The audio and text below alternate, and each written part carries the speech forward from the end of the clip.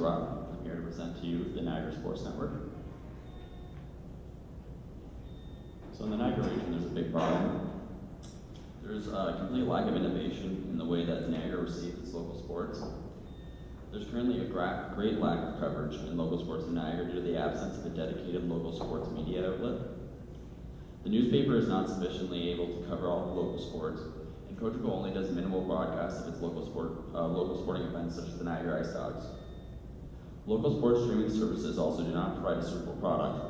Currently, I'm the vice president of a local junior A hockey team. We most recently fired our streaming service provider because they weren't able to offer us a sufficient product, and I was able to come in and offer that same product, which was a lot higher quality. So the real big problem in the region is there's just a complete lack of presentation of our local sports. The newspaper can't write an article about every single sporting event that happens, so that's where we're planning on coming in.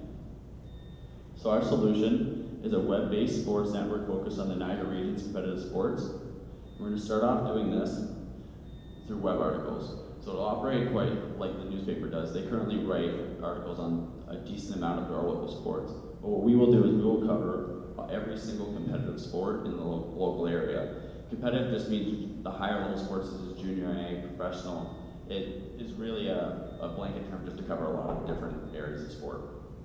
From there, we'll be doing video content as well. So the Niagara region really doesn't get any video content with regards to its sports, much the way TSN does lots of specials. There really isn't any of that presented in the Niagara region. It really doesn't show the giant grasp of sport in the Niagara region, which is quite large. Looking at just based on hockey, the Niagara region is very strong in that area. And the third part of our solution is live game streaming. So we plan on coming in and offering a superior service than any other game provider that is in the region. Like I said, we recently fired our service provider for that. So what we'll come and do is we'll come do web-based live streaming, which will operate just the way TSN would be presenting a broadcast. We will be doing so online. So our business model, I thought it was important to have phases in order to grow the business and allow it to be successful. So our first phase will just be operating as a sports and news website in order to get attention from the local viewership, but also get attention from the local sports teams and develop a positive relationship with them, because us writing articles gives them more viewership and exposure. Therefore, it's almost like we're doing them a favor. And then to go into the second phase, which is NSN Sports Central, which would be a sports news show based on a web broadcast that we would do bi-weekly. And the purpose of this would be to highlight local sports throughout the week. And by the relationship we would develop by acquiring the content from the local sports teams, we develop a positive relationship with them as well there, as we'd be doing a lot of marketing for them by presenting that product to the region. And the third phase is we'd start seeking sport broadcasting opportunities. So this would just be live streaming, showing to events and putting games live onto YouTube or live stream or Facebook. There's several options for that now.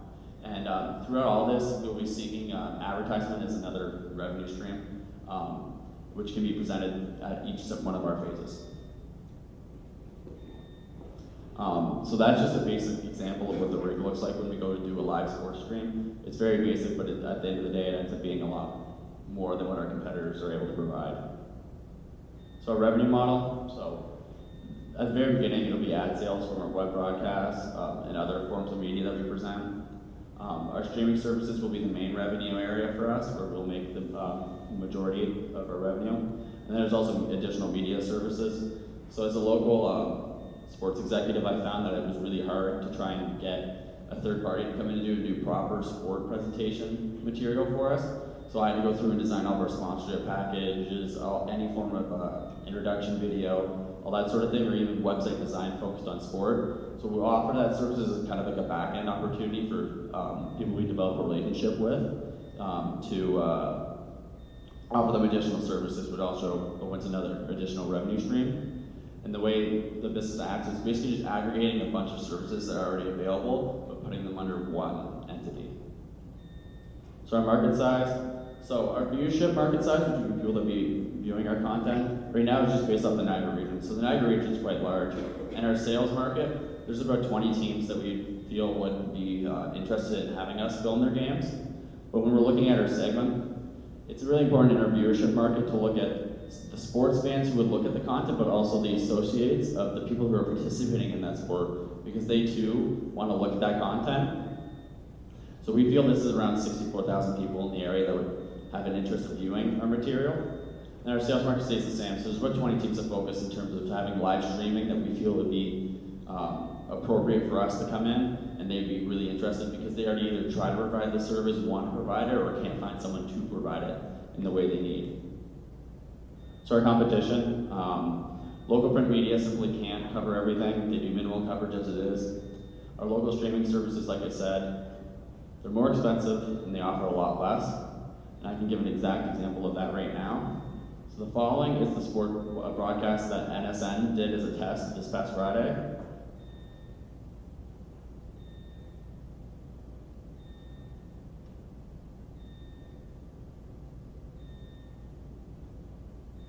And this is what our competition is able to provide.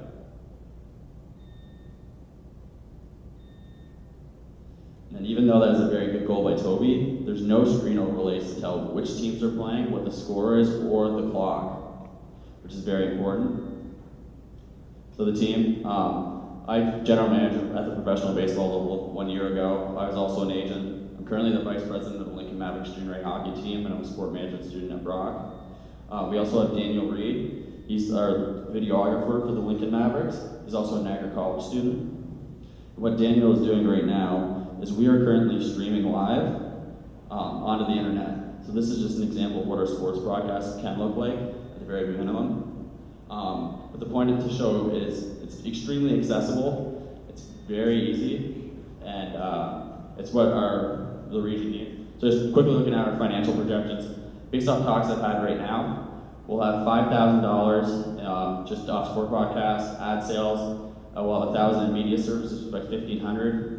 And that's just looking at the first couple months from January into September. And then the following year, we hope to do 42 broadcasts, which is around $20,000.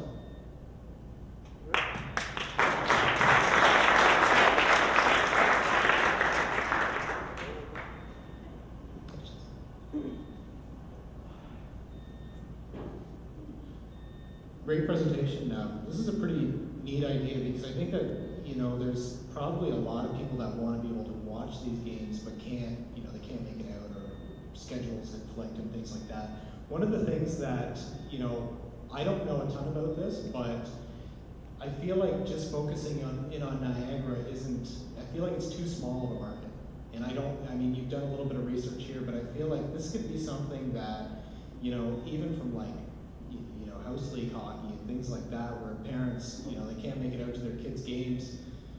This would be a way that they could actually watch it, or grandparents and things like that. So I think it's a pretty neat concept. The one question that I would have is, in terms of getting people set up with the tech needs that they need to be able to do the games, how much startup cost would you figure there is to kind of get the proper camera equipment, get the streaming stuff and everything going? So with equipment right now and everything, either stuff that I already own or what we can rent through Brock. There's the startup costs at around $500. It's simply a decoder box. Right now we're streaming off a very low quality camera, which is the webcam behind you. The camera that Daniel's operating is the one we'd like to stream off of, which shoots in HD, and it's a very high quality TV broadcast camera equivalent. So we'd buy a decoder box, which costs about $300, and then web is about $200. But Daniel hopped in day one and was able to operate everything. It's because we're using products that our competitors for some reason chose not to use and don't. It's just I kind of hopped in an area I had no experience with and just kind of saw a lane and innovated it. And it's a lower. Typically with our competitors, they would have a team of 5 guys to operate what we do. Daniel and I did our game with full commentary, graphic overlays, updates, commercials, with the 2-man team. So keeps costs low. Yeah, it's a really neat idea. And just to follow up on that comment, if you create an infrastructure like this, have you thought that maybe the real business case would be to replicate this throughout other regions in the country? So this kind of exists throughout other regions. There's other sport media people that present stuff, there's streaming services. What we've done is aggregated 3 areas that already have content produced. There's JHN, which writes articles for us, which we pay them $1,000 a year. They did $10,000 in revenue just writing articles, and they're spread out all over. Then you got to look at Sport Express, which is a local sport media outlet that recently failed because they only did print. And then there's other streaming services. What we do is just kind of found that if we aggregate everything, they're able to have the revenue because we're presenting it and developing that relationship where we can go to a team and say we can handle all their media needs. Right, so you're aggregating all this information. Is anybody else doing this in other regions? There is, slightly, but not to the extent of what we're doing, because we're kind of adding a design and media creation and a broadcasting end and a sports and news end to it, so most of them don't have the first end, the sport media Right. design. This means if you succeed, you can actually... Yes, build up potentially, that it could be bubble like elsewhere. it could be a franchise opportunity if it presented itself. Yeah, I think that really would be the way to go, is, prove it here that it works, and then just find lots of other communities like this and just keep doing it. That's how you'll really, make the revenue. You still be really capped here once you succeed in this market. But just one question, how come you're not charging the teams? We would be charging the teams, so that's where we make our revenue from. So the teams would pay us to come in. So when we go to do an NSN broadcast, we charge them $250, which is $200 cheaper than any competitor I've looked at in the region. So that's where we make the significant amount of our revenue, is the teams pay for us to come in. So we would just shoot some of the lower level teams like AAA or minor hockey if they're paying for us to come in, but typically they wouldn't have the budget to do this. So that's why we're looking at this. But based on how many teams are in our region, I identified 20 teams that would need a streaming service just because there's so many hockey teams in the area. So that's kind of what the lane we've looked at is we can cover other teams and we will cover stuff, but the broadcast area is kind of like a need basis more so than like a want for some of these teams. No, it's cool. I think you can, definitely launch this, and there'll be people that would use it. But I'd just say my advice would be, really work on the revenue model to maximize, the amount for the work you're going to be doing. Yeah, the revenue model I presented there is very minimal. Like we could significantly do more. That'd be us doing one broadcast a week is what we're presenting there. So it's very scalable based on what me talking to all the local teams in the region. They all want this and they all need the service. So it's kind of I don't want to say it's an easier push, but they all, when I explain this to the local sports teams, they're all like 100% we'll need you, or we'll need you to at least write articles for us or something. So the need's huge. Do it. Just do it then.